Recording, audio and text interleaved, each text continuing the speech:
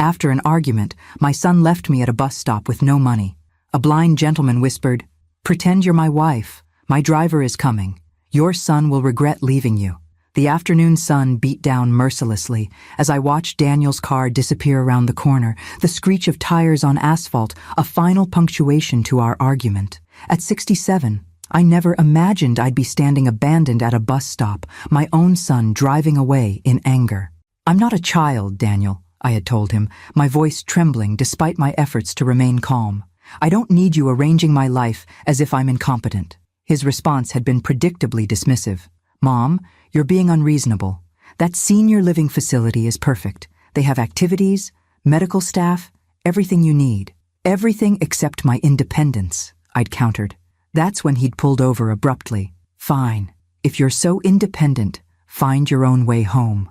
Maybe that will make you realize you need help. Only after his car disappeared did I discover my predicament. My purse, containing my wallet and bus pass, sat on my kitchen counter where I'd left it in our rush to leave. My cell phone, which I'd grabbed at the last minute, showed just 3% battery remaining. I felt a flush of humiliation rise to my cheeks as I stood at the bus stop, a woman of my age with no way to get home. 5 years a widow, 30 years a teacher of literature, and now reduced to this, stranded by my only child who couldn't understand that living in that antiseptic prison of a retirement community would kill me faster than any physical ailment. The bus stop bench offered little comfort to my arthritic hip as I contemplated my options. I could walk, but my apartment was at least 4 miles away. I could ask a stranger to borrow a phone, but I'd need to swallow considerable pride. And who would I call? The few friends my age who still drove wouldn't see a message for hours, and calling Daniel was out of the question. Lost in these thoughts, I hardly noticed when someone sat beside me until a cultured male voice spoke quietly. "Pardon me, but I couldn't help overhearing your predicament." I turned to find an elegant man in his early 70s sitting next to me. Dark sunglasses covered his eyes, and a white cane rested against the bench beside him. He was impeccably dressed in what my late husband would have called old money attire, a perfectly tailored light gray suit that managed to look comfortable despite the summer heat. "I'm fine, really," I said automatically, embarrassment coloring my voice. How much had he heard? A slight smile crossed his face. "I may be blind, but my hearing is excellent. Your son left you here without ensuring you had transportation home. That strikes me as inconsiderate." There was something about his direct assessment that bypassed my defenses. "That's one word for it," I admitted. "Another might be cruel." He angled his face toward me, his expression serious. "Pretend you're my wife," he said in a lower voice. "My driver is coming. Your son will regret leaving you like this." I blinked, taken aback by the unexpected offer. "I couldn't possibly." "I'm Robert Wilson," he continued smoothly, extending his hand with surprising accuracy toward mine. "And you are?" "Martha Collins," I replied, automatically, taking his hand. His grip was warm and firm. "Well, Martha Collins, I'm offering you a dignified solution to an undignified situation. No strings attached." He tilted his head slightly. "Unless you're uncomfortable accepting help from a blind old man?" Something in his self-deprecating tone made me smile despite everything. "Being blind doesn't make you incapable, Mr. Wilson.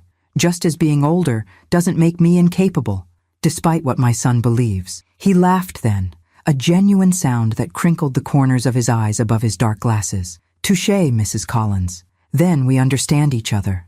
Before I could respond, a sleek black car pulled up to the curb. The driver, a distinguished-looking man about my age, stepped out and approached us. "Right on time, James," Robert said, gathering his cane. "We'll be giving Mrs. Collins a ride home today." If James found this unusual, he didn't show it. "Of course, sir," he responded with a slight nod in my direction. "Ma'am." As James helped Robert to the car with practiced efficiency, I hesitated. I'd spent my life being cautious, sensible. Getting into cars with strangers, even elegant blind gentlemen with chauffeurs, wasn't something Martha Collins did. And yet, as my phone finally died with a sad little beep in my pocket, I found myself making a decision that felt like stepping off a cliff. "Thank you," I said, allowing James to open the rear door for me. The interior of the car was cool and smelled of leather and subtle cologne. "Where do we have the pleasure of taking you, Mrs. Collins?" Robert asked as James started the engine. I gave my address in the modest East Side neighborhood where I'd moved after selling our family home following Frank's death. Actually, Robert said after a moment's consideration, I hope you'll allow me to offer you tea first. My home is nearby, and after such an eventful afternoon, you might appreciate a moment to collect yourself before returning home. The proper response would have been to decline politely. Instead, I found myself considering what awaited me at my apartment. Empty rooms and the lingering echo of Daniel's frustrated voice, the weight of the day's humiliation pressed down on me. Tea would be lovely, I heard myself say. As we drove through increasingly upscale neighborhoods, I studied Robert Wilson more carefully. His silver hair was expertly cut, his hands manicured but strong. The blindness seemed to have done little to diminish his confident bearing. There was something almost theatrical in the precision of his movements, the way he turned his head when I spoke, how his expressions matched my tone perfectly. If you're wondering if you've made a terrible mistake accepting a ride from a stranger, he said suddenly, as if reading my thoughts, I assure you James has an impeccable driving record, and I'm far too old and respectable to be dangerous. I found myself chuckling. I was actually thinking you seem remarkably well adjusted for someone who can't see. Ah, he replied with a small smile. Well, one adapts, or one becomes bitter. I chose the former. When the car finally pulled through an ornate gate and up a curved driveway, I couldn't suppress a gasp. Robert Wilson's home was nothing short of a mansion, a stunning colonial revival with perfectly manicured grounds stretching in every direction. Welcome to my humble abode, Robert said with a hint of irony in his voice. I hope you like Earl Grey. The grandeur of Robert Wilson's humble abode left me momentarily speechless as James helped us from the car. The mansion stood 3 stories tall, its symmetrical facade featuring elegant columns and expansive windows that caught the late afternoon sun. Flower gardens bloomed in carefully orchestrated color patterns, and somewhere in the distance, I heard the gentle splash of a fountain. Your silence suggests either you're admiring the view or reconsidering the wisdom of having tea with a stranger, Robert commented as we approached the front entrance. It's a bit overwhelming, I admitted. You didn't mention you lived in a palace. His lips quirked upward. Hardly a palace, though I suppose it is rather large for one person and a small staff. The family has owned it for generations, and I find comfort in familiar surroundings, especially since losing my sight. As James opened the massive front door, I noticed something curious. Despite Robert's apparent blindness, there were no obvious accommodations for a visually impaired person. No textured pathways, no specially marked doorways. Everything was simply beautiful, designed for sighted appreciation. The house doesn't seem particularly adapted for, I hesitated, for a blind man? Robert finished for me. I prefer aesthetic beauty over practicality. I've memorized every inch of this place. 15 years without sight teaches one to map spaces quite efficiently. We entered a foyer with soaring ceilings and a grand staircase that curved upward like something from a classic film. A crystal chandelier hung overhead, casting rainbow prisms across marble floors. We'll take tea in the garden room, Robert told James, and perhaps some of those lemon biscuits Mrs. Chen made yesterday. Very good, sir, James replied, before disappearing down a hallway. Robert offered his arm with surprising accuracy. Shall we? The garden room offers a pleasant view of the east grounds, or so I'm told. I hesitated before taking his arm, struck again by how confident he seemed for someone who couldn't see. As we walked through the house, I noticed subtle details, the way he occasionally trailed his fingers along certain surfaces, how he counted steps under his breath between rooms. The garden room proved to be a sunlit conservatory with floor-to-ceiling windows overlooking immaculately landscaped grounds. Comfortable wicker furniture with plush cushions created several seating areas among large potted plants. The effect was both grand and intimate, wealth displayed without ostentation. Please, make yourself comfortable, Robert said, gesturing to a seating arrangement near the windows. He settled himself in an adjacent chair with practiced ease, placing his cane carefully beside him. Have you lived here long? I asked, trying to reconcile this palatial home with the man before me. All my life, with a few intervals away for education and business, he replied. Though I've closed off portions of it since losing my sight, no point maintaining rooms I'll never see again. There was a wistfulness in his tone that touched me unexpectedly. I downsized after my husband died, I offered. Our family home felt too empty with just me rattling around in it. Frank, wasn't it? Your husband's name? I blinked in surprise. Yes, but I don't remember mentioning you were wearing a wedding band but referred to yourself as Mrs. Collins, not Miss. And you mentioned your son, so I made an educated guess, Robert explained smoothly. Was it a long marriage? 42 years, I replied. High school sweethearts, if you can believe such a cliché. He was an engineer. Heart attack took him 5 years ago. My condolences. A significant loss. James returned with a tea service that would have impressed the Queen. Delicate china, silver serving pieces, and an array of small sandwiches and biscuits arranged on tiered plates. Will there be anything else, sir? James asked after setting everything before us. No, thank you, James. We'll manage. Robert waited until James had left before speaking again. Now then, Martha Collins, former teacher, literature, I would guess from your speech patterns, widow, mother to at least one controlling son. Tell me why he left you stranded today. My hand froze midway to the teacup. How did you? Teachers have a particular way of expressing themselves, precise vocabulary, complete sentences even in casual conversation. You mentioned being older, but not incapable, suggesting retirement. The rest I heard at the bus stop. His smile was gentle.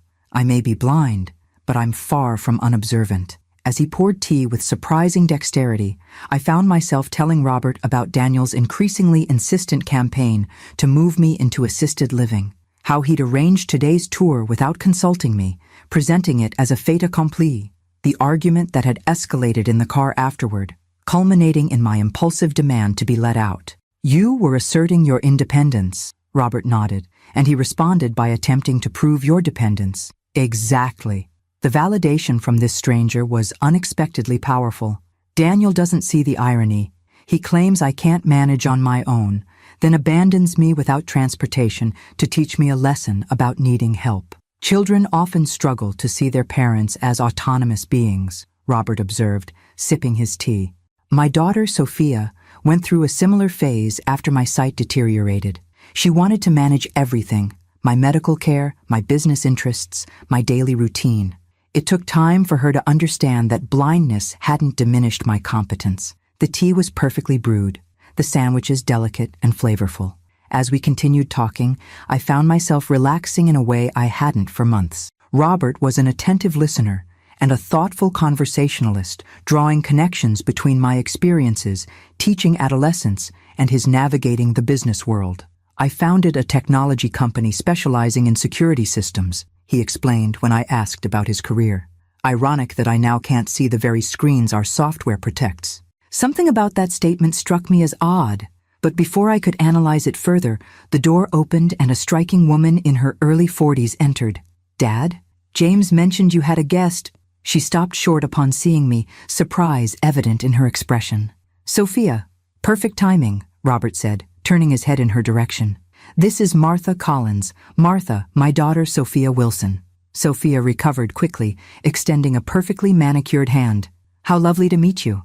Dad rarely entertains these days. Her tone was friendly but evaluative, her gaze taking in my simple dress and practical shoes with subtle assessment. I recognized the protective calculation in her eyes. The same look I'd given Frank's elderly aunts when they visited after his retirement. Your father rescued me from a rather awkward situation, I explained, briefly recounting my abandonment at the bus stop. Something in Sophia's face softened. That sounds exactly like something Dad would do. She glanced at her father with a mixture of exasperation and fondness, always collecting strays. Martha is hardly a stray, Robert countered. She's a retired literature teacher with a son who needs remedial education in respecting his mother's autonomy. Sophia laughed, a genuine sound that transformed her professional demeanor. Well, then you're in good hands. Dad has strong opinions about autonomy. She checked her watch. I can't stay. Board meeting in 30 minutes. Will you be at the foundation dinner tomorrow night? Wouldn't miss it, Robert replied. After Sophia departed with a quick kiss to her father's cheek, Robert tilted his head slightly. My daughter, he said with mock conspiracy, thinks I need constant supervision. The blindness makes her nervous, even after all these years. I studied him carefully, something about his demeanor nagging at me. She seems lovely, protective, but that's natural. Indeed. Robert set down his teacup with precision. Now, shall we arrange to get you home before your son sends out a search party? James drove me home, as the evening shadows lengthened across the city. Robert insisted on accompanying me, saying something about completing the rescue properly. We sat side by side in the luxurious back seat, close enough that I could detect the subtle scent of his cologne, something expensive and understated with notes of sandalwood. "Your son will likely be worried by now," Robert remarked as we turned onto my street. I checked my watch and sighed. It's been 3 hours since he left me. He's either frantic or still fuming.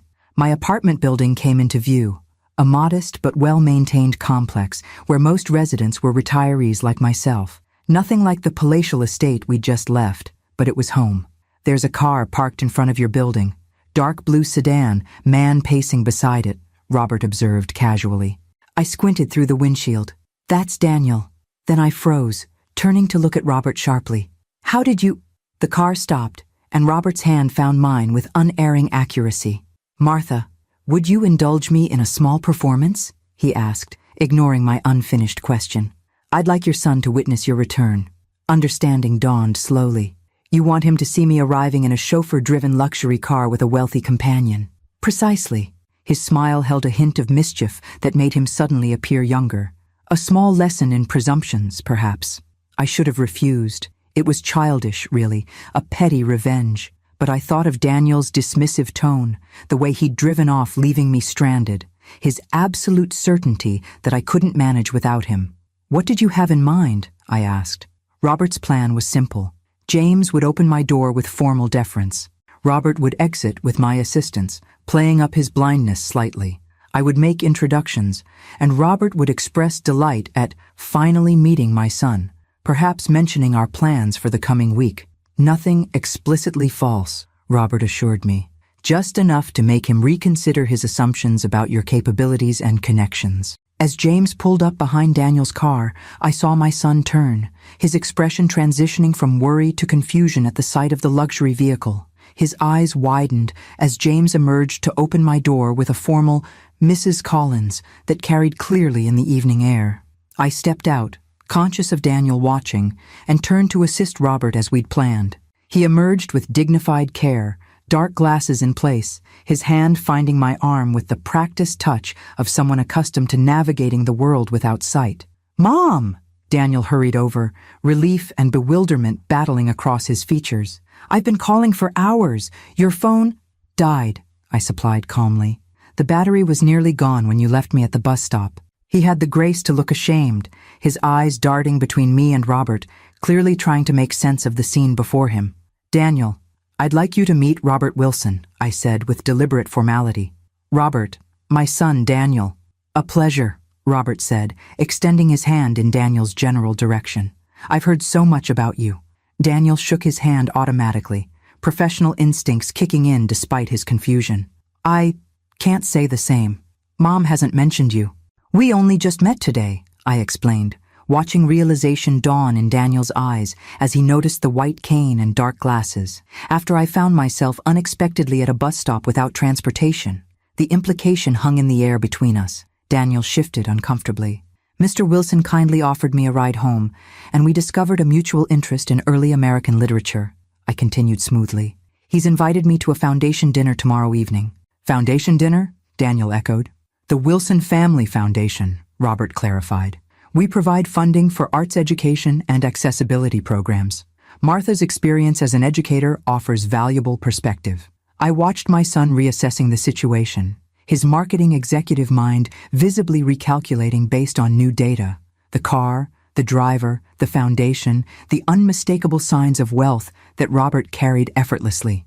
"That's wonderful," Daniel managed. "Mom has always been passionate about education." "Indeed," Robert replied.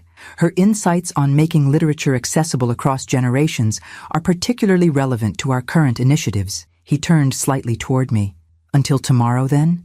James will collect you at 6. "I look forward to it," I replied, playing my part with perhaps too much enjoyment.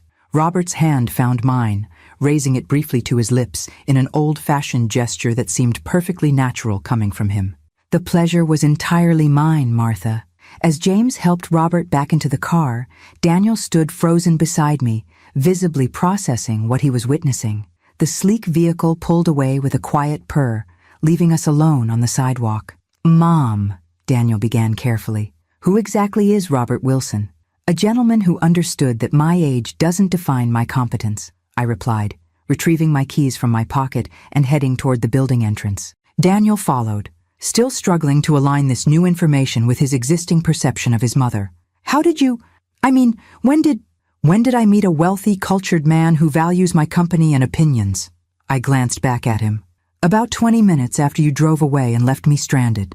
Inside my apartment, Daniel paced while I put on the kettle for tea, a far simpler affair than the service at Robert's mansion, but comforting in its familiarity. I was worried sick, Daniel finally said.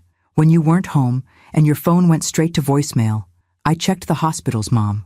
That must have been frightening for you, I acknowledged, measuring tea leaves into my favorite pot. Almost as frightening as being abandoned without transportation or sufficient funds. He winced. I was angry. I shouldn't have left you there. No, you shouldn't have, I agreed, my voice firm but not unkind. Just as you shouldn't make decisions about my living arrangements without consulting me first. Daniel sank onto my sofa, running a hand through his hair in a gesture so reminiscent of his father that my irritation softened slightly. I'm worried about you living alone, Mom. The stairs in this building, the distance from my family, your arthritis getting worse. All legitimate concerns, I said, bringing our tea to the coffee table, which we could discuss as equals, rather than you making pronouncements about what's best for me as if I were a child, like that senior facility today. Exactly like that. Daniel studied me over his teacup. So, Robert Wilson. He seemed impressive. I couldn't help smiling at the transparent attempt to extract information. He is. And you're having dinner with him tomorrow? With him and his foundation board, yes. My son hesitated. I'm sorry I left you at that bus stop. It was childish and cruel. Yes, it was, I agreed, then reached over to pat his hand. But it led to an unexpected adventure. Perhaps we should both remember that I'm still capable of those. After Daniel left, with multiple apologies and a promise to discuss, not dictate, future plans, I sat alone in my apartment, replaying the events of this extraordinary day. One detail continued to nag at me, Robert's comment about Daniel's car. How had a blind man known its color, or that someone was pacing beside it? And there had been other moments, the way he'd navigated his home with too much precision, how he'd noticed my wedding band, his perfectly aimed gestures, small inconsistencies that together formed a pattern I couldn't quite decipher. As I prepared for bed, my phone, now recharged, chimed with a text message from an unknown number. I hope our small performance provided satisfactory results. Looking forward to tomorrow's dinner. Sleep well. R.W. I stared at the screen, wondering exactly what sort of man I'd actually met today, and why the prospect of seeing him again filled me with such unexpected anticipation. I spent the following morning distracted, my thoughts repeatedly returning to Robert Wilson and the peculiar inconsistencies in his behavior. While watering my modest collection of houseplants, I found myself analyzing our interaction with the same critical attention I once applied to complex literary texts with my students. A blind man who noticed a blue car and a pacing figure from a moving vehicle, who poured tea with perfect precision, whose home lacked the tactile modifications one would expect, who texted me directly rather than having his assistant do so. The obvious conclusion seemed impossible, that Robert Wilson, wealthy philanthropist, was not actually blind. But if that were true, why maintain such an elaborate deception? What purpose could it possibly serve? At noon, a delivery arrived, an elegant box containing a handwritten note in flowing script. For this evening's foundation dinner, I took the liberty of having Sophia select something appropriate. If it's not to your taste, please disregard. Robert. Inside was a stunning deep blue dress in exactly my size, with a cashmere wrap and tasteful jewelry to complement it. The presumption should have offended me. Instead, I found myself carefully hanging the dress to release any wrinkles, my fingers lingering on the luxurious fabric. It had been years since anyone had given me clothing as a gift, longer still since I'd had occasion to wear something so elegant. My phone rang as I was examining the accompanying sapphire earrings. Mom? Daniel's voice carried a tentative note I rarely heard from my confident son. I wanted to check in after yesterday. I'm fine, Daniel, I assured him, settling into my reading chair. In fact, I'm preparing for this evening's event. About that, he cleared his throat. I did some research on Robert Wilson. Of course he had. Daniel never could resist investigating anything that didn't fit his orderly worldview. And he's not just wealthy, Mom. Forbes estimates his net worth at over $3 billion. His security technology company revolutionized digital privacy protocols, and he's been almost completely reclusive since going blind 15 years ago. I absorbed this information slowly. 3 billion.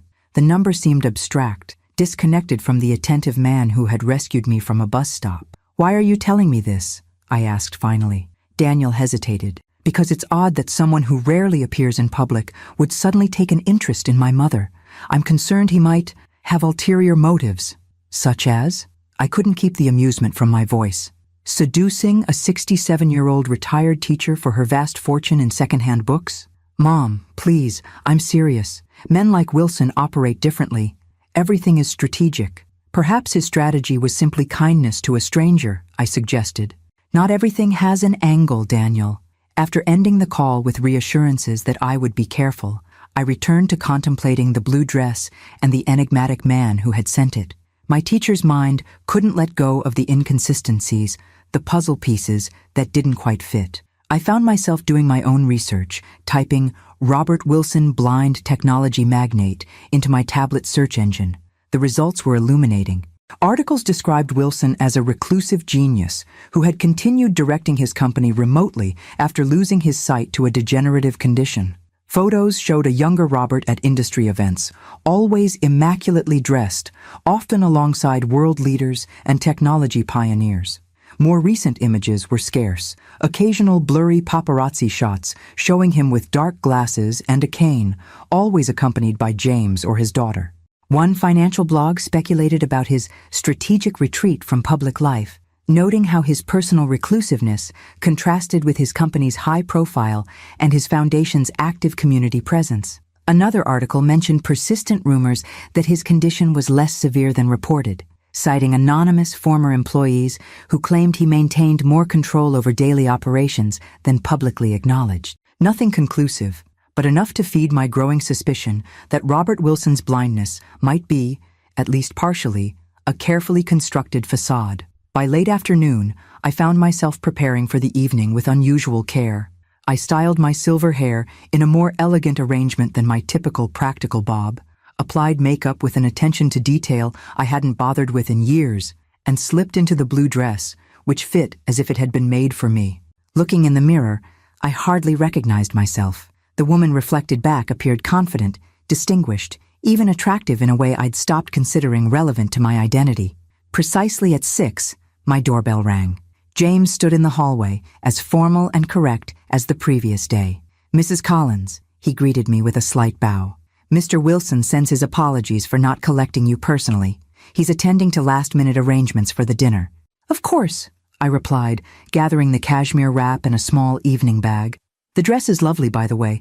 Please thank Mr. Wilson for his thoughtfulness. He has an excellent eye for such things, James said, then froze almost imperceptibly, as if catching himself in an error. That is to say, he has excellent taste and trusted advisors. I noted the slip with interest, but made no comment as he escorted me to the waiting car.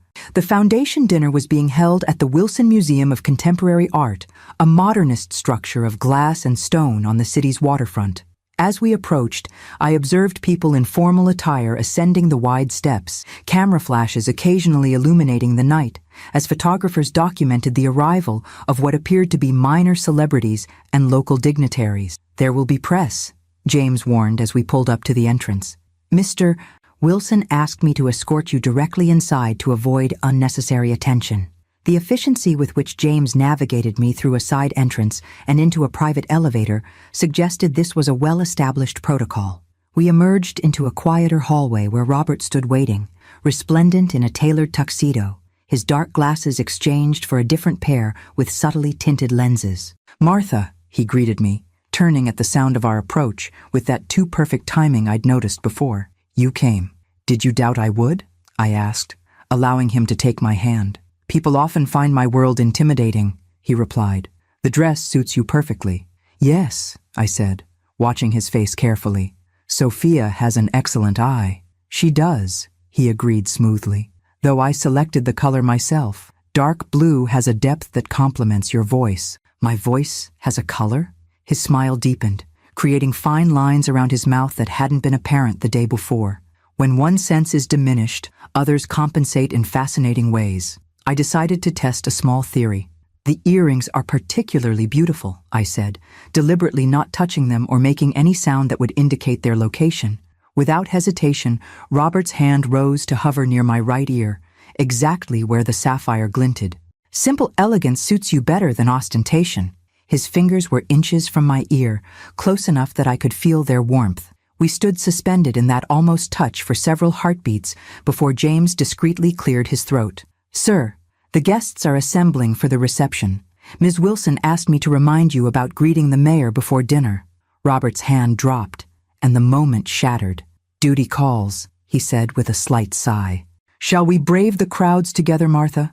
I find these events more tolerable with pleasant company."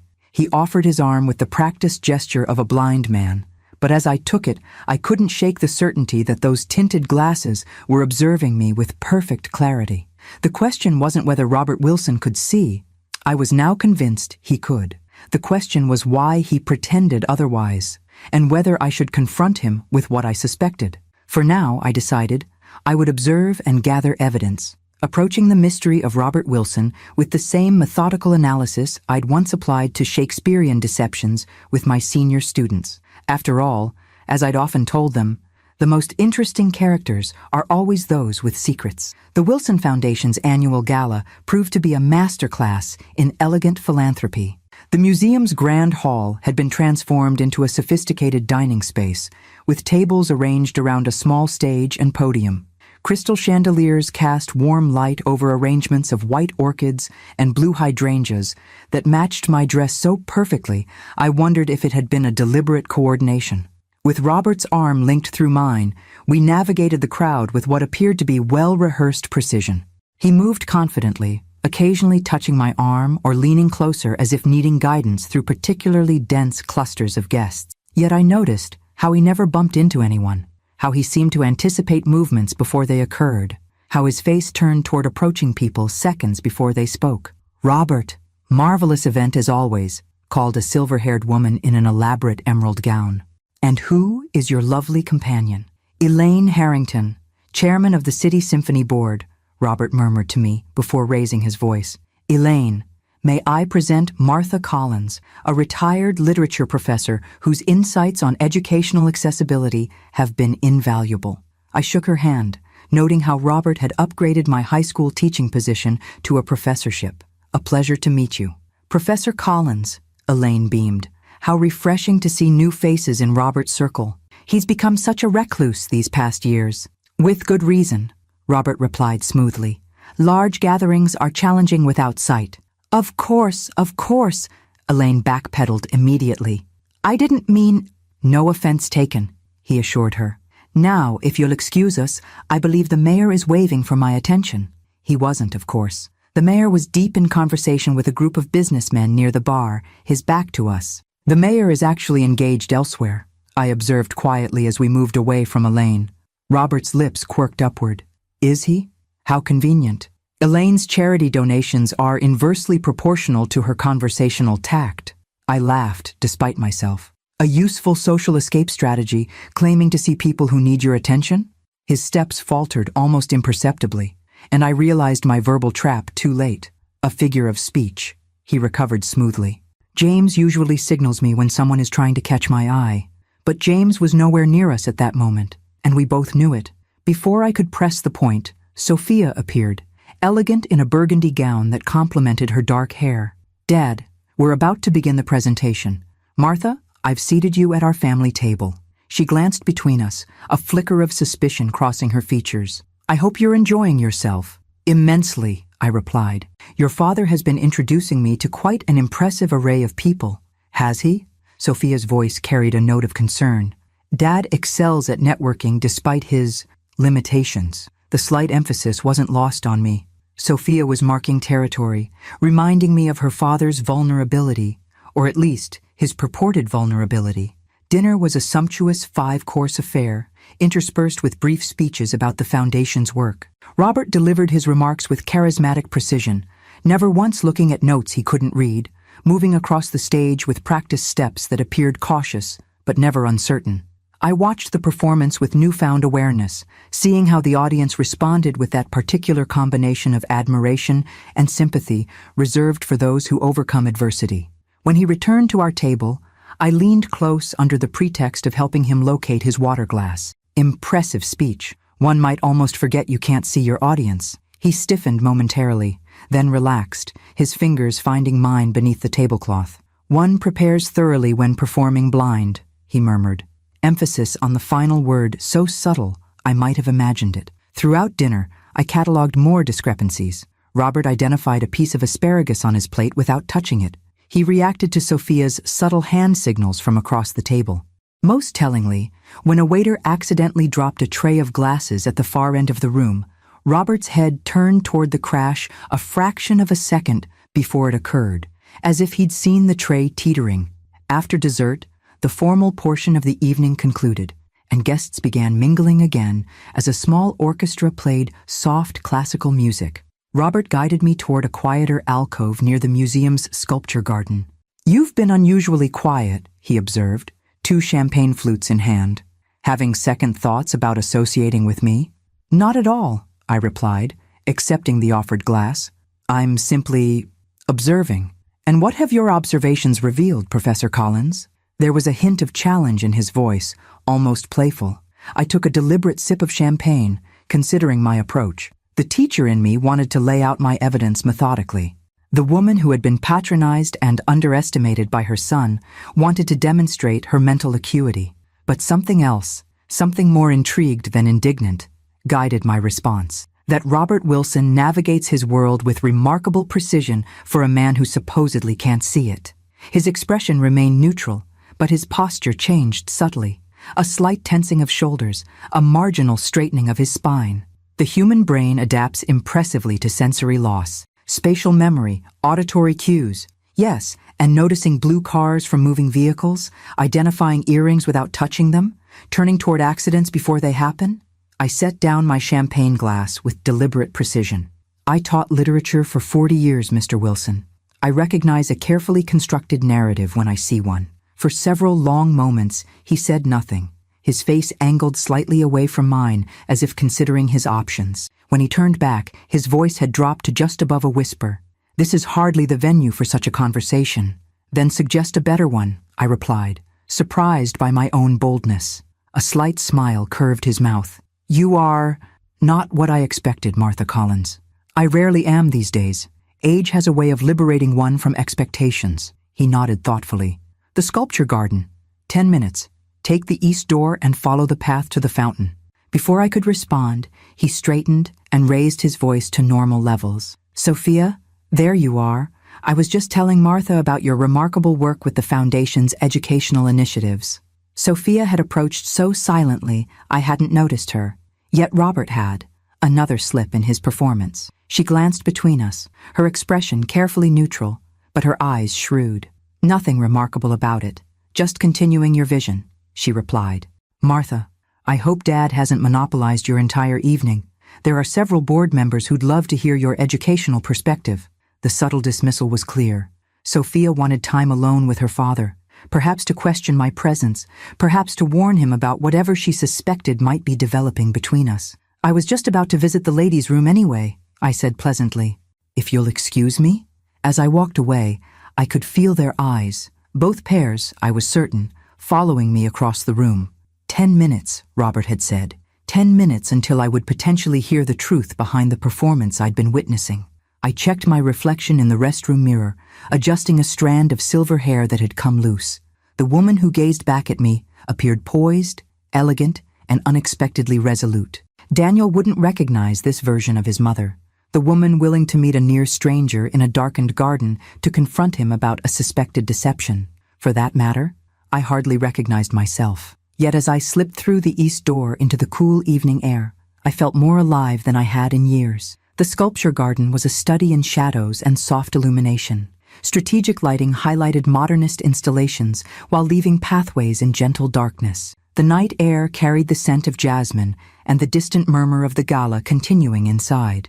I followed the stone path as instructed, my heels clicking softly against the pavers, until I reached a circular fountain where water cascaded over black marble in a hypnotic pattern.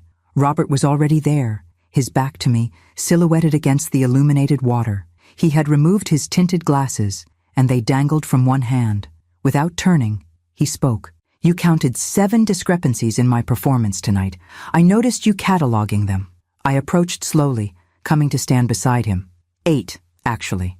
Now he turned, and for the first time, I saw his eyes directly, clear, sharp, and unmistakably focused on mine. No cloudiness, no wandering gaze, nothing to suggest any visual impairment whatsoever. 8, he conceded with a slight nod. "What gave me away?" "The blue car yesterday was the first clue," I replied, maintaining his gaze steadily. "But it was the earrings tonight that confirmed it. You reached for them without any auditory cue about their location. A careless mistake. Normally I'm more disciplined." "Why?" I asked simply. "Why pretend to be blind?" Robert sighed and gestured to a stone bench nearby. "Shall we sit?" It's a rather long explanation. The bench was cool beneath me as we settled side by side, close enough that our shoulders nearly touched. Robert pocketed his glasses, apparently having no further use for them in my presence. 15 years ago, he began, I wasn't just wealthy, I was visible. Magazine covers, television interviews, private meetings with presidents and prime ministers. My company's security innovations made me a public figure in a field where anonymity is ironically the ultimate luxury. He paused, his profile sharp against the darkness. Then came the threats, not just the standard corporate espionage or random harassment that comes with wealth, but targeted threats against my family. Sophia was still in college then. Someone sent her photographs taken inside her dormitory room, along with specifications about the security systems protecting our homes, implying they could breach them at will. I felt a chill that had nothing to do with the night air. How terrifying. Indeed, we increased security naturally, but the psychological damage was done. Privacy, true privacy, had become impossible. His hands flexed in his lap, a subtle tell of remembered stress. Then I developed macular degeneration, mild, treatable, hardly debilitating with modern medicine. But it gave me an idea. To disappear while remaining visible, I murmured, understanding dawning. Precisely. He turned toward me, his gaze direct and unwavering. The world treats blind people differently. They look away. They speak as if you're not there. They underestimate you in profound ways. I saw an opportunity to create a shield, a way to move through the world with everyone seeing only what I wanted them to see. A wealthy, blind recluse inspiring occasional human interest stories, but otherwise left alone. But the charade is so elaborate, I observed. Your home, your behavior, this foundation. It began as a temporary solution, a respite from public scrutiny. But the longer it continued, the more it became a prison of my own making. His voice carried a weariness I hadn't detected before. Now only James and Sophia know the truth. And you, Martha Collins, who saw through me with remarkable clarity after less than 2 days. I considered this extraordinary confession, turning it over in my mind. The foundation work is genuine, though. Absolutely, he confirmed. Initially, the Blindness Foundation was part of the cover story, but I discovered a genuine passion for accessibility issues. The irony isn't lost on me. A sighted man advocating for the visually impaired while pretending to be one of them. A complicated ethical position, I observed without judgment. One that keeps me awake at night more often than I'd care to admit. He smiled ruefully. I've donated millions to blindness research and accessibility technology, perhaps as a form of penance. We sat in contemplative silence for a moment, the fountain's gentle splashing providing a soothing backdrop. When I finally spoke, I surprised myself with the question, why tell me the truth? You could have maintained the deception. I'm hardly a threat to your carefully constructed world. Robert turned fully toward me, his expression suddenly vulnerable, in a way his blind persona never was. Because when I sat next to you at that bus stop, I recognized something I haven't encountered in 15 years. Authenticity. You weren't performing for anyone, Martha. Even humiliated and abandoned, you maintained a dignity that had nothing to do with appearances. His candor caught me off guard. For a man who had lived behind a facade for so long, This revelation seemed almost painfully honest. And then, he continued, you started noticing the inconsistencies. Most people see what they expect to see. You actually observed. It was refreshing, terrifying, but refreshing. Terrifying? You? I couldn't hide my skepticism. A billionaire afraid of a retired teacher? Not afraid of you, he clarified. Afraid of being seen. Really seen, without the protection of either wealth or disability to distort the perception. His hand moved tentatively toward mine on the bench between us. Do you understand what I'm saying, Martha? I did, with surprising clarity. Robert Wilson, for all his wealth and power, had been hiding from genuine connection. The blindness that began as protection had become a barrier between himself and authentic human interaction. What will you do now? I asked, allowing his fingers to lightly touch mine. Maintain the charade with everyone else? For now, he admitted. The alternative would be complicated, to say the least. But with you, he hesitated. With you, I'd like to be simply Robert. No performance, no pretense. The vulnerability in his request touched something in me. A recognition of how rare, truly honest connections become as we age. How much of life becomes performance and accommodation. I think I'd like that, I replied softly. Though it makes me wonder what other surprises you might be concealing, Mr. Wilson. His laugh was unexpected and genuine. Fair concern, but I promise, the fake blindness was my most significant deception. Everything else, the wealth, the foundation, my character, that's all authentic. A discreet cough interrupted us. James stood at the garden entrance, his expression professionally neutral, despite having undoubtedly witnessed our hands touching and Robert without his glasses. Sir, Ms. Wilson is looking for you. The mayor is preparing to leave and wishes to say goodbye. Robert sighed, reluctantly withdrawing his hand from mine. Back to the performance, he murmured, retrieving his glasses from his pocket. As he slid them on, I watched the transformation. His posture subtly altered. His expression became more guarded, his movements more measured. Before we returned to the gala, he turned to me one last time. Having someone who knows the truth, who knows me, after all these years. He paused, searching for words. It feels like coming up for air after being underwater for too long. As we re-entered the bright lights and social choreography of the gala, I wondered what I had gotten myself into. A friendship? Something more? And with a man whose entire public existence was built on an elaborate deception. Yet something about his confession in the garden felt more genuine than anything I'd experienced in years. Sophia intercepted us immediately, her eyes narrowing slightly at our joint reappearance from the garden. There you are, Dad. The mayor's leaving. Her gaze flicked to me, assessing. Martha, I hope you've enjoyed our little event. It's been illuminating, I replied, meeting her eyes steadily. Her perfectly shaped eyebrow arched slightly at my word choice, but before she could respond, Robert squeezed my hand discreetly. Most illuminating indeed, he agreed, the private joke between us almost palpable in the air. The following week unfolded like a dream sequence, familiar routines interrupted by surreal moments that left me questioning the boundaries of my formerly predictable life. Robert called daily, our conversations ranging from literature to philosophy to the small details of our lives. He spoke freely now when we were alone, the pretense of blindness abandoned in private moments. On Wednesday, he invited me to dinner at his home. A proper meal, he specified, not just impromptu tea for a stranded bus passenger. I accepted, ignoring the small voice of caution that had governed much of my adult life. At 67, I reasoned, I had earned the right to make imprudent choices. Daniel called that afternoon. His timing so suspicious, I wondered if he had somehow developed a sixth sense for his mother's unconventional decisions. I looked into the Wilson Foundation, he announced without preamble. Their educational initiatives are actually quite impressive. They've funded literacy programs in 20 states. How thorough of you, I replied, selecting earrings for the evening. Any particular reason for your research? Just making sure everything's legitimate. His hesitation was telling. You've been spending time with this man? I sighed, setting down the earrings. Daniel, your concern is noted but unnecessary.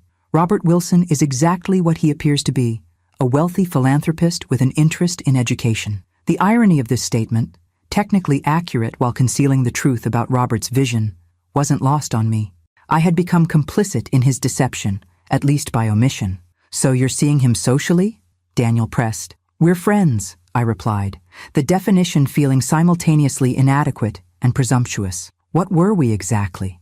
Two people who had shared an unusual moment of honesty, connected by a secret and perhaps by something more elusive. When I arrived at Robert's mansion that evening, the atmosphere had changed subtly from my first visit. James greeted me with the same formal courtesy, but led me to a smaller, more intimate dining room instead of the grand formal one I'd glimpsed previously.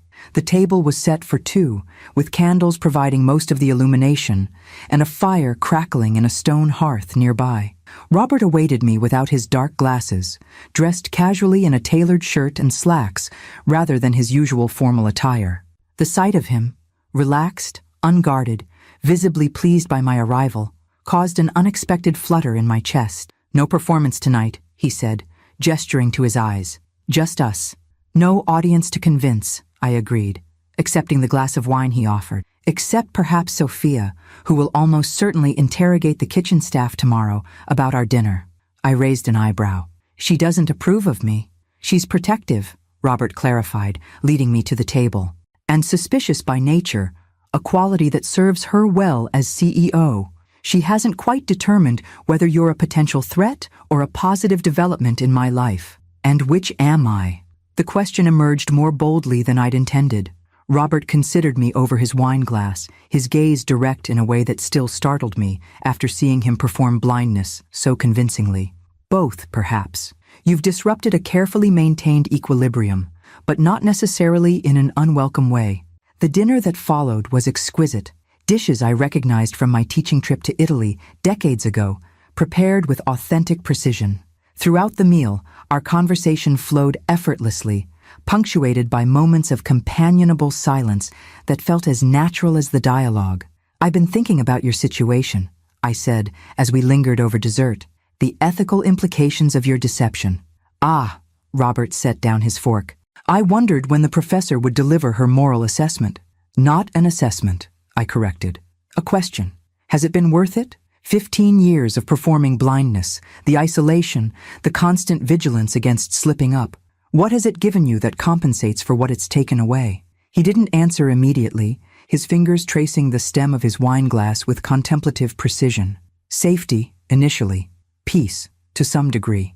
The freedom to observe without being observed. A one-way mirror between myself and the world. He looked up, meeting my eyes. But lately, I've been questioning whether the protection is worth the isolation. Because of me? I asked, suddenly self-conscious. Because of what meeting you revealed, he clarified. How habitual the performance has become, how reflexive the barriers. You saw through them with such ease that it made me wonder how much of myself I've lost behind them. The vulnerability in his admission touched me deeply. Before I could respond, however, the dining room door opened abruptly, and Sophia entered without announcement. She froze at the threshold, her eyes widening as she registered her father without his glasses, clearly looking directly at me in the candlelight. Dad? Her voice held equal measures of confusion and alarm. Robert didn't startle or scramble for his glasses as I might have expected. Instead, he sighed softly and gestured to the empty chair beside him. Join us, Sophia.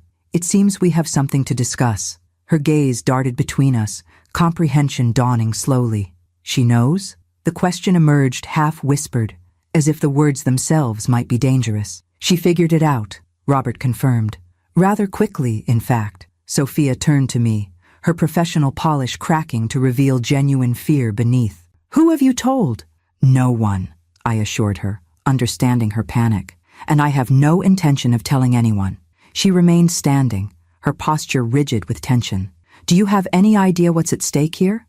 The foundation? The company, our privacy, our safety, all of it depends on maintaining this arrangement. I understand the complexity of the situation, I replied calmly, drawing on decades of diffusing classroom tensions. Your father's secret is safe with me.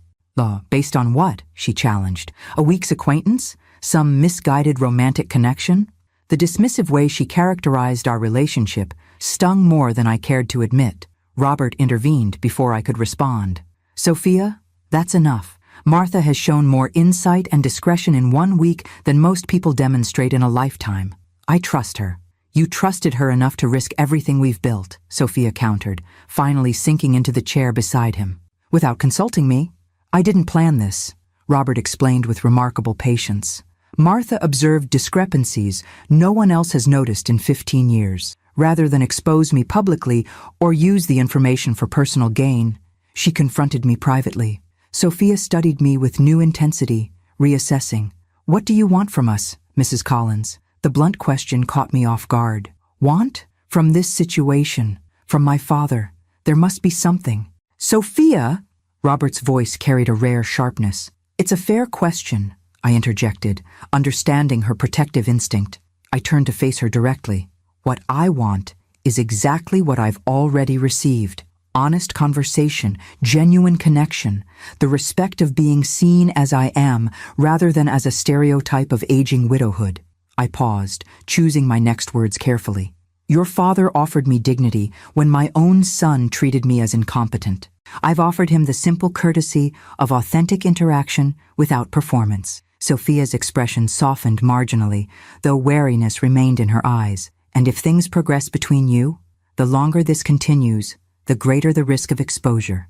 The implication that any relationship between Robert and me created vulnerability in their carefully constructed world hung in the air between us. Before I could formulate a response, Robert reached across the table and deliberately took my hand. Then we'll address that challenge together, he said, his gaze moving from his daughter to me.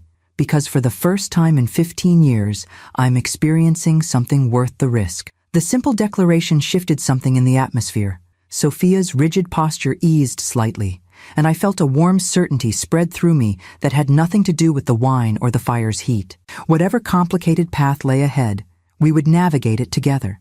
Two people who had recognized in each other something rare and worth protecting. I should go, I said finally, aware that father and daughter needed privacy to process this development. It's getting late. As James drove me home later that evening, I reflected on the extraordinary turn my life had taken since that moment at the bus stop. 1 week ago, I had been a retired teacher fighting for autonomy against my well-meaning but controlling son. Now I was entangled in a billionaire's elaborate deception, contemplating a relationship that would require navigating complexities I could scarcely imagine. Yet despite the complications, or perhaps because of them, I felt more vibrantly alive than I had in years. Saturday morning brought unexpected sunshine after days of spring rain. I was enjoying coffee on my small balcony when the intercom buzzed, announcing a visitor. Daniel stood in the hallway, a bakery box in hand and an expression of determined cheerfulness on his face. Peace offering, he said, lifting the box. Those almond croissants you like. I recognized the gesture for what it was, an attempt to reset our relationship after the bus stop incident. The timing, however, seemed suspiciously aligned with my developing connection to Robert. Over coffee and pastries, Daniel maintained careful conversation about neutral topics, his children's activities, an upcoming work conference, neighborhood news. Only after his second cup did he broach the subject clearly weighing on his mind. So, this friendship with Robert Wilson, he began, with practiced casualness. It seems to be continuing. It is, I confirmed, brushing pastry crumbs from my fingers. We enjoy each other's company. Daniel nodded, his marketing executive mind visibly calculating approaches. He's an interesting choice of friend. His reputation for reclusiveness is well documented. Perhaps that's changing, I replied non-committally. Mom, Daniel set down his cup with deliberate precision. I want you to be careful. Men like Wilson operate in different spheres with different rules. The power imbalance alone. Power imbalance? I interrupted, unable to suppress a laugh. I'm not a naive young woman being dazzled by wealth, Daniel. I'm a 67-year-old retired teacher who's raised a child, buried a husband, and managed her own life quite capably. That's not what I meant. He had the grace to look abashed. It's just that people with his level of wealth and influence often have complicated lives, agendas that aren't immediately apparent. If only he knew how accurate his concern was, though not in the way he imagined. Robert's complicated life extended far beyond typical wealthy eccentricity. I appreciate your concern, I said, softening my tone. But I trust my judgment about Robert, complicated life and all.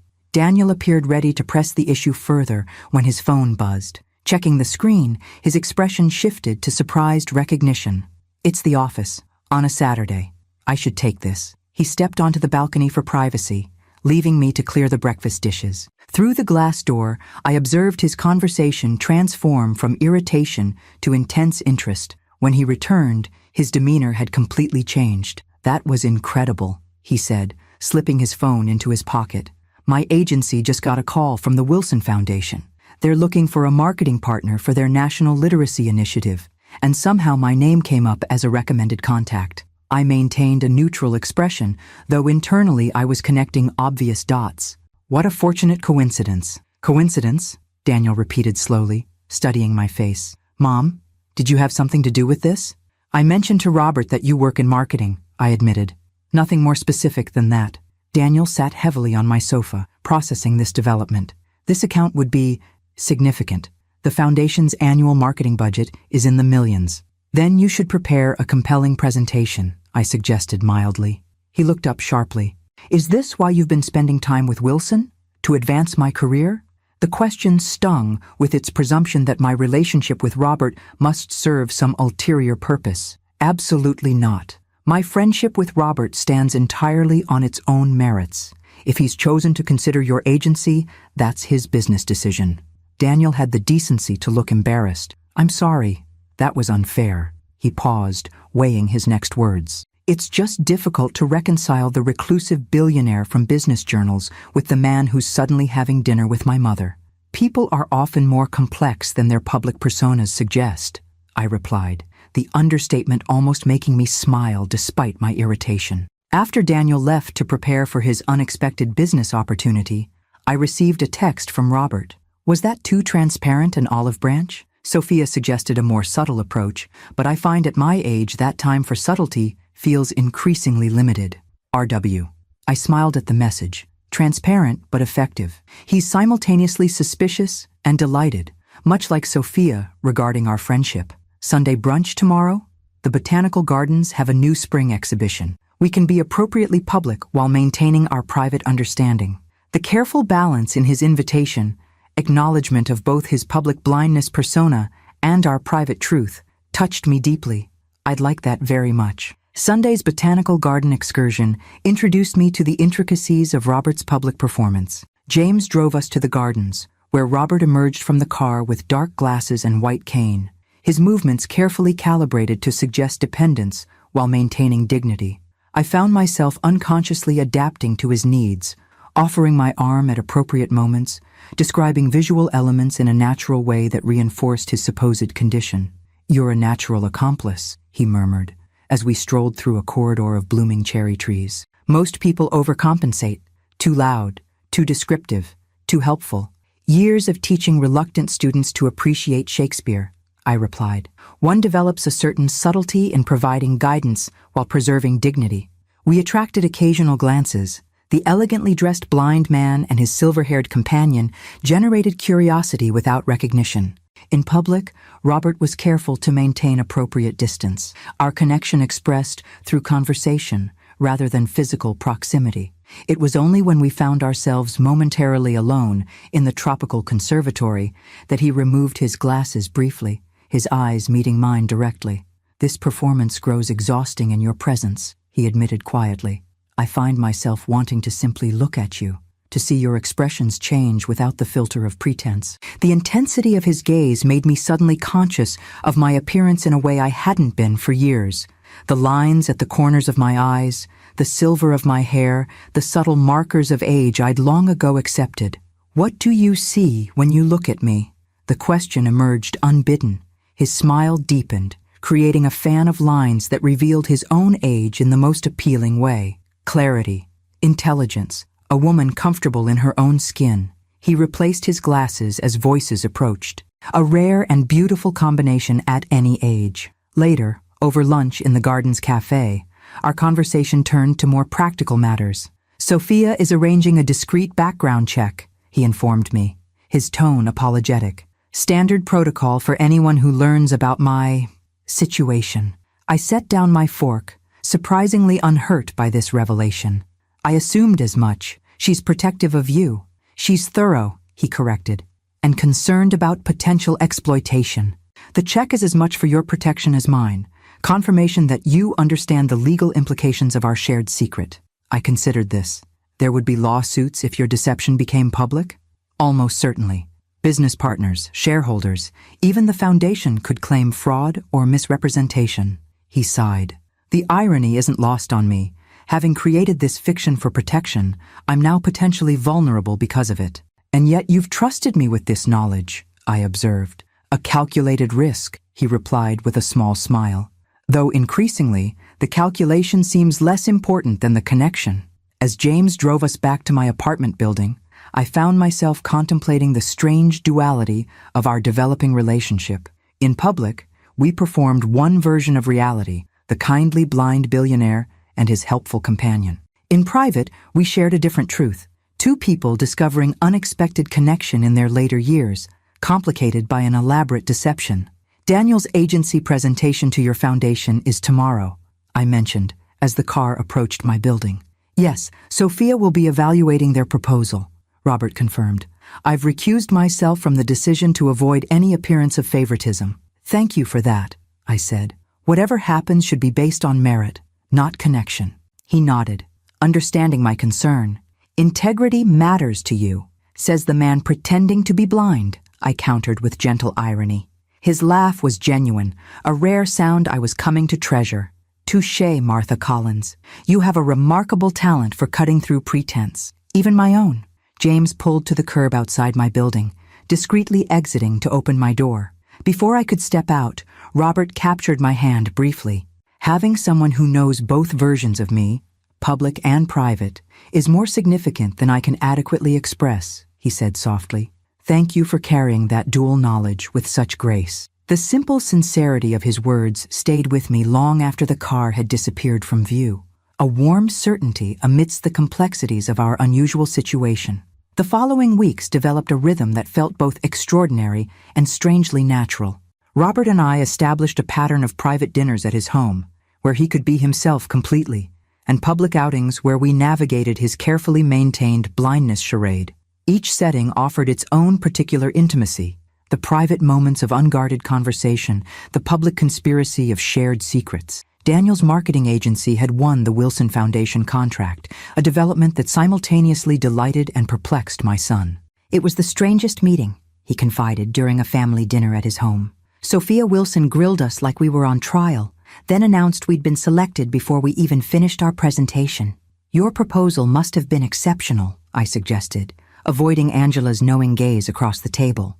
My daughter-in-law had developed her own theories about my relationship with Robert, though she kept them largely to herself. That's just it. We didn't even present half our materials, Daniel continued, bewilderment evident. It was almost as if the decision had been made before we arrived. I maintained a neutral expression, though I suspected Robert had indeed influenced the process despite his claimed recusal. The contract represented a convenient bridge between our worlds, a professional connection that justified our personal one in Daniel's business-oriented mind. Our dessert was interrupted by a text message that made my heart quicken. Unexpected development. Need to speak with you urgently. Car on the way. R.W. I made my excuses shortly afterward, claiming fatigue, though Daniel's suspicious glance suggested he wasn't entirely convinced. Outside their suburban home, James was already waiting with the car, his expression more guarded than usual. What's happened? I asked once we were moving. Mr. Wilson will explain, he replied, offering nothing further.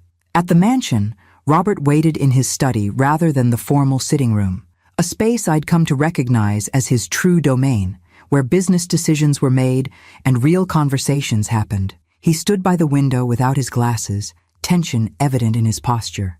Victor Reeves, he said without preamble as I entered. The investigative journalist I mentioned. He's publishing a feature article next week about the curious case of Robert Wilson's selective blindness. My stomach dropped. He has evidence? Circumstantial but compelling. Robert gestured to a folder on his desk. Sophia received an advance copy from a contact at the magazine. Reeves has been investigating for months, interviewing former staff, analyzing public appearances, even consulting medical experts about the consistency of my symptoms. I skimmed the article, which methodically built a case questioning Robert's condition without quite making direct accusations. The journalist had documented subtle inconsistencies in Robert's behavior at public events, noted the curious lack of medical specialists visiting the mansion, and quoted anonymous sources describing incidents where Robert had seemingly reacted to visual stimuli. "This stops just short of calling me a fraud," Robert observed, while planting the seed in readers' minds. "Legally careful, but practically damaging. What will you do?" He sighed, running a hand through his silver hair. "Sophia and our legal team are exploring options. A preemptive statement, potential legal action for defamation, or simply ignoring it and dismissing any questions as baseless speculation." I considered the article again. None of his evidence is definitive. It's all circumstantial, open to interpretation.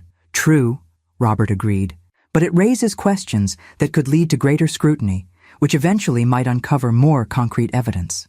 I set the article down, understanding the unspoken concern. "Including my sudden appearance in your life," he nodded grimly.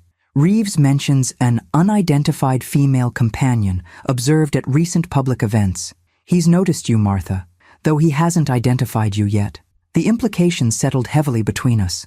My presence in Robert's life had created a new vulnerability in his carefully constructed facade. The realization must have shown on my face because Robert moved quickly to sit beside me, taking my hands in his. "This isn't your fault," he said firmly. "Reeves has been investigating for months, long before we met. If anything, I've been growing careless over time, too comfortable in the performance." "Still," I replied, "my presence complicates your situation. Perhaps we should be more discreet until this passes." Robert's expression tightened. "Is that what you want? To step back from this relationship?" The question carried weight beyond the immediate crisis. We had been dancing around definitions, allowing our connection to evolve naturally, without explicit labels or declarations. Now, faced with external pressure, clarification seemed suddenly necessary. "No," I answered honestly. "That's not what I want at all." His relief was visible. "Good, because I've grown quite attached to having you in my life, Martha Collins."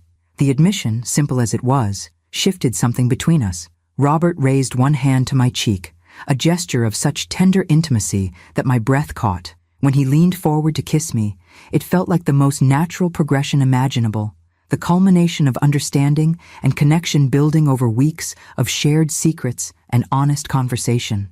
The kiss was gentle, almost tentative at first, then deepening as decades of experience replaced youthful uncertainty. When we finally parted, I found myself smiling despite the crisis that had brought me here.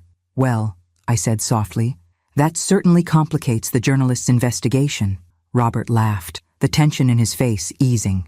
"Martha Collins, your remarkable ability to find humor in difficult situations is one of the many reasons I'm falling in love with you." The declaration hung in the air between us, honest and unhurried. At our age, such admissions carried different weight, less dramatic passion, more considered certainty. "I'm rather fond of you as well, Robert Wilson," I replied, the understatement deliberate and mutually understood. Fraudulent blindness and all. His smile widened at that, but quickly sobered as reality reasserted itself. "We need to decide how to handle this situation. If Reeves publishes his article, then we face it together," I finished for him, "whatever consequences come." Late that evening, as James drove me home, I found myself contemplating the extraordinary turn my life had taken since that moment at the bus stop. In just over a month, I had gone from a widow fighting for independence from her well-meaning son to a woman entangled in a billionaire's elaborate deception and now facing potential public scrutiny. Yet despite these complications, or perhaps because of them, I felt more engaged with life than I had in years. The woman who had once planned her days around book club meetings and arthritis management now navigated dual realities and contemplated public scandals with a strange exhilaration. Daniel was waiting outside my apartment building when we arrived, his expression a mixture of concern and indignation. "You left dinner to meet him, didn't you?" he demanded as I stepped from the car. "Mom, what's really going on between you and Wilson?" I sighed, too emotionally drained from the evening's developments to manufacture convenient excuses. "It's complicated, Daniel, and yes, we're more than casual acquaintances." "Are you—" He struggled to formulate the question. "Romantically involved with this man?" The directness of his inquiry, asked while standing on a public sidewalk, struck me as both inappropriate and somehow liberating. The old Martha Collins might have deflected or softened the truth to spare her son's discomfort. The woman I was becoming decided on honesty. "Yes," I replied simply. "We are." Daniel's expression cycled through shock, confusion, and finally a peculiar resignation. "I don't understand this at all," he admitted. "But I suppose that doesn't matter, does it? Your understanding matters to me," I told him gently. "But your approval isn't required. I've spent years prioritizing your comfort and preferences, Daniel. Now I'm choosing my own happiness." As he drove away and I entered my quiet apartment, I felt an unexpected sense of peace, despite the threatening article, the complicated relationship, and my son's evident discomfort. At 67, I had finally realized that life's most meaningful chapters might still be unwritten, waiting for the courage to turn the page. The Sunday morning that Victor Reeves's article was published dawned with deceptive tranquility. I woke early, made coffee, and opened the digital edition of the magazine on my tablet with trepidation. The feature appeared prominently on the homepage. The curious case of Robert Wilson's selective blindness, philanthropy, privacy, or fraud. The piece was more damning than the draft we'd seen. Reeves had added recent photographs from the botanical garden, including one of me guiding Robert past a sculpture installation. Though my face wasn't clearly visible, the caption speculated about the mystery woman increasingly seen in Wilson's company, and questioned whether she was complicit in maintaining his facade. My phone rang before I'd finished reading. It was Sophia, her voice tightly controlled. "Have you seen it?" "I'm reading it now," I confirmed. "It's worse than the draft. The phones are already ringing. Business associates, foundation partners, journalists looking for comments." She paused, her professional composure momentarily slipping. "This could destroy everything we've built, Martha." The use of my first name, rather than the formal Mrs. Collins she typically employed, marked the gravity of the situation. Before I could respond, she continued, "Father wants you at the house. We're having an emergency strategy meeting in 30 minutes. Can you come?" "Of course," I said, already moving toward my bedroom to dress. "I'll be there as quickly as possible." James arrived in record time, his usual impassive expression replaced by grim efficiency as he navigated morning traffic. At the mansion, security was visibly enhanced. Additional guards at the gate, others patrolling the grounds. The media had already gathered at the perimeter, cameras and microphones at the ready. Inside, the atmosphere was that of a war room. Robert sat at the head of his study's conference table, surrounded by legal advisors, public relations specialists, and Sophia, who paced while speaking rapidly into her phone. When he saw me, Robert rose immediately, crossing the room to greet me with unexpected public affection, taking both my hands in his. "I'm sorry to drag you into this," he said quietly. "I was already in it," I reminded him. "The moment I recognized your secret." Sophia ended her call and addressed the assembled team. "The Foundation Board is requesting an emergency meeting. Our major corporate partners want statements clarifying the situation.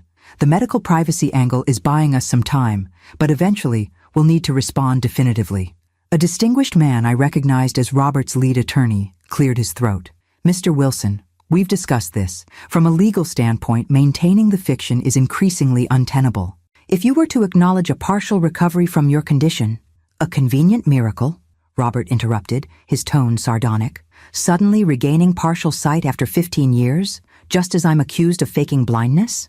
It would be more credible than continued denial in the face of mounting evidence," the attorney insisted. I observed the debate silently, understanding the complex implications of each option.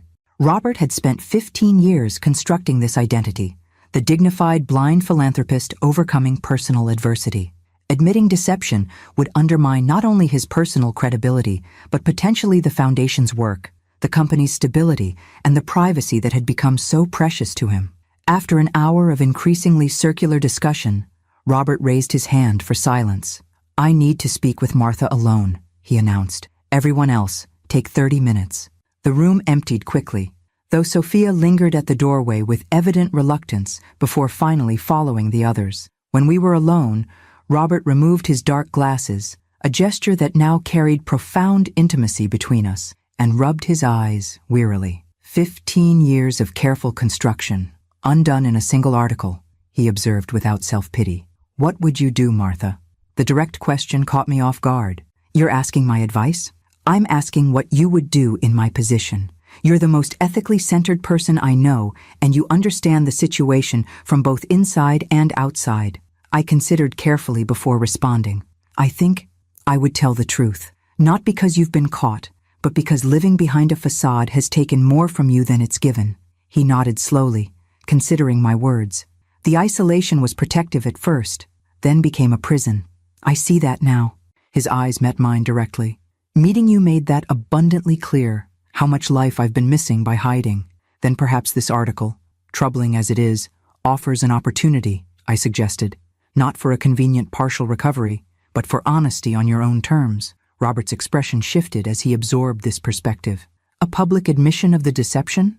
A public explanation of why a man who values privacy might take extraordinary measures to protect it, I clarified. Not an apology for the deception, but an honest accounting of its purpose and effects. He fell silent, contemplating this approach. Finally, he asked, would you stand with me? Publicly? It would mean scrutiny, publicity, everything I've been avoiding, and now would be imposing on you as well. The question represented more than just this immediate crisis. It was an invitation to fully enter his world, to transition from private connection to public partnership. At 67, I was being asked to step into a spotlight I'd never sought or imagined. Yes, I said simply, I would. When the team reassembled, Robert outlined his decision with the clarity and authority that had built his business empire. Not a carefully crafted partial truth as his advisors had suggested, but a complete narrative. His growing discomfort with fame and scrutiny, the strategic decision to use perceived disability as a shield, the years of living behind a carefully maintained facade. We'll frame it as a personal statement, the public relations director suggested, already adapting to this unexpected approach. Emphasize your contributions to accessibility and vision research as genuine commitments that grew from your experience. And address the foundation's future directly, Sophia added, her initial shock giving way to tactical planning. Acknowledge the complex ethical questions while reaffirming our mission. By evening, the statement was prepared, a press conference scheduled for the following morning.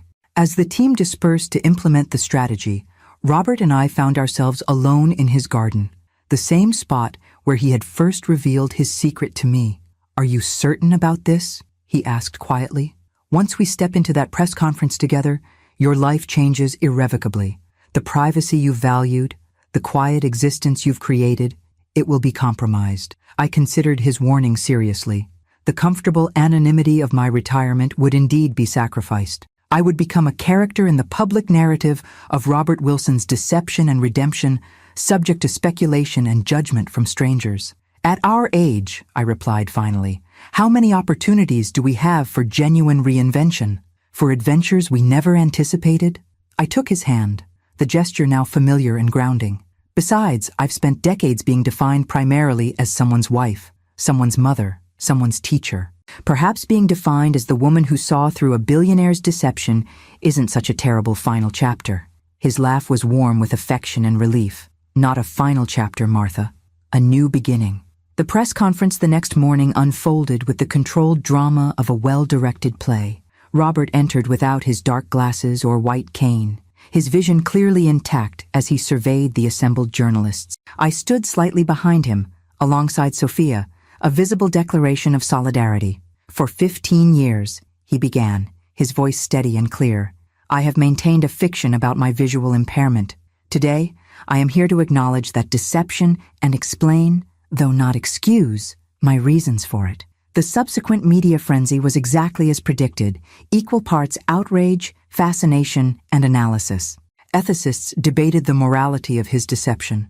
Business publications calculated potential impacts on his companies, and tabloids naturally focused on me, the mystery woman who inspired Robert Wilson's confession. Through it all, we maintained the united front established at the press conference. The Foundation's work continued, its mission reaffirmed through new initiatives specifically addressing transparency and ethical governance. Sophia, after her initial resistance, proved remarkably adaptable, leveraging the situation to highlight her leadership during this transition.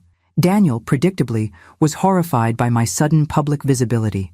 "You're in the tabloids, Mom," he lamented during a tense Sunday dinner. "People at work are asking if you're really dating a billionaire who faked being blind." "And what do you tell them?" I asked, genuinely curious. He sighed, resignation gradually replacing dismay. "That my mother has always been extraordinarily perceptive, and that she appears to be happy."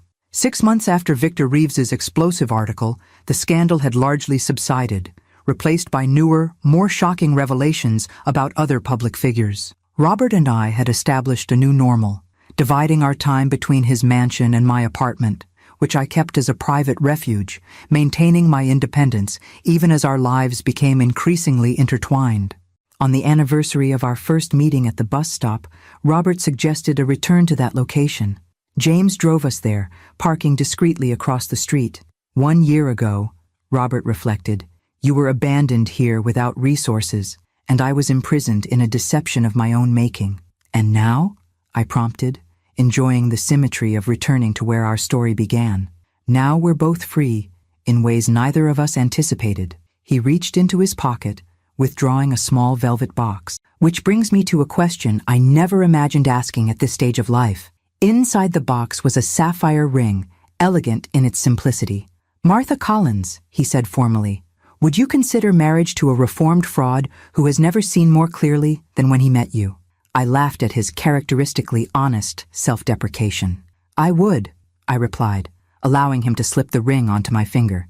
"Though I insist my son walk me down the aisle, however much he struggles to understand us." As we sat together at the bus stop where everything had changed, I thought about the extraordinary journey from that first encounter. The abandoned mother, the seemingly blind gentleman, and a whispered suggestion that led to revelations neither of us could have predicted. "Your son will regret leaving you," Robert had said that day. He had been right, though not in the way either of us expected. Daniel's thoughtless abandonment had opened the door to transformation, not just for me, but for Robert, and ultimately for Daniel himself, who was slowly learning to see his mother as a woman, with her own story still unfolding. Sometimes the most significant journeys begin at the most ordinary places, like a suburban bus stop where a discarded woman and a man hiding in plain sight discovered that being truly seen, with all our complexities and contradictions, is perhaps the greatest freedom of all.